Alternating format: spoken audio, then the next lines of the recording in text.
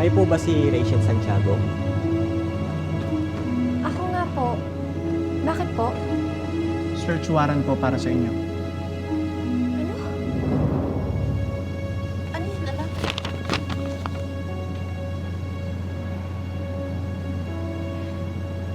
Tungkol ho kay Daniel. Oh, Gusto ho nilang halugugin ng bahay para makahanap ng ebidensya. sandali lang. Ano naman ang koneksyon ng anak ko dun sa Daniel na yun? Ginagawa lang po namin yung trabaho namin, ma'am. Teka! Sandali lang. Pag-usapan po muna natin to. Wala po akong alam sa sinasabi nyo. Maniwala ho kayo sa akin to. Teka, maniwala ho kayo sa akin. Wala ho akong kinalaman sa nangyari kay Daniel.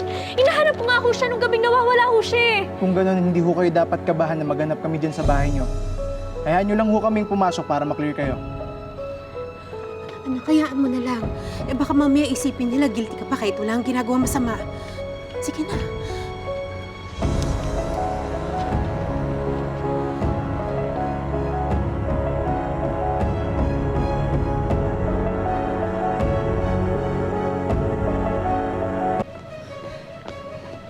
Anong ginagawa mo dito? Manggugulo ka na naman ba? Kapatid ko si Daniel. Tinututukan ko lang ang kaso niya. I'm not here for a catfight. I'm here to seek justice for my brother. Sira ba ulo mo? Pulis ka ba? Wala kang karapatan dito. Sige na, layas! Layas! Hindi ako lalayas! Layas na! Hindi nga sabi! Ma'am, sorry pero hindi ka pwede rito. Kami lang ang pwedeng pumasok sa loob. Hintayin nyo na lang yung update namin sa presinto.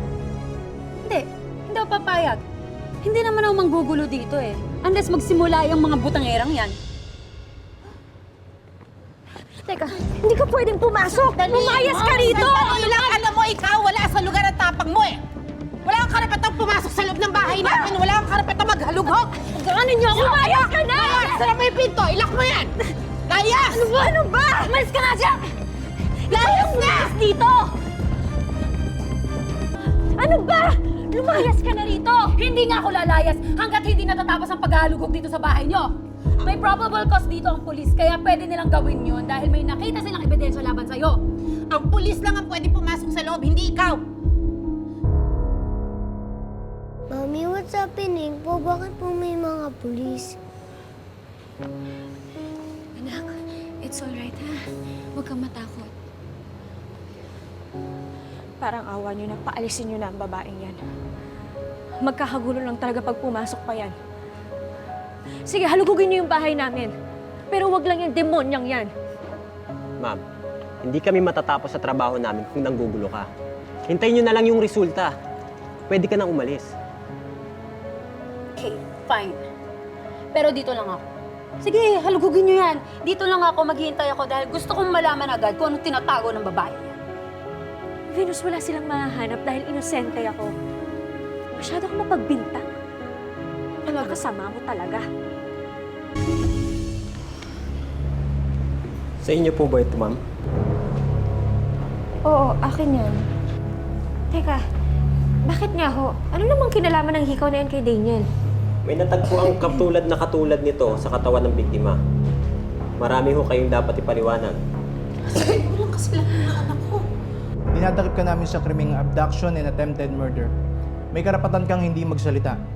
Ano man ang sasabihin mo ay maaaring gamitin laban sa'yo. Sumama po kayo sa amin sa presinto. Hindi nagkakamali kayo. Wala akong Sumama na po kasalanan. kayo sa amin, Sandali ma'am. ng anak Hindi ko alam ang sinasabi niyo. Wala kasalanan yan! Hindi ako kriminal. Wala kasalanan ng Hindi ko alam ang kinalaman ko tungkol kay Daniel. Sandali lang! Sandali! Anak! Anak, sandali! Maniwala kayo, hindi ako kriminal. Wala akong alam Sandali sa lang! sinasabi niyo. Ano nangyari? Tama ba ako? May kinalaman ba ang babae niya sa pagkawala ng kapatid ko, ha? May ebidensya po kaming nakuha. Sabi ko na nga ba? Ay, talaga! Tumigil ka! Tumigil ka! Hindi ka minal ang anak ko! Wala sa ginagawa masama! Wala sa kasalanan! Parang awa niyo na. Hindi ako nanakit kay Daniel. Wala akong kasalanan. Wala akong alam sa sinasabi niyo. Humanda ka talaga, Rachel. Pagbabayaran mo ang pagdukot at pananakit mo sa kapatid ko.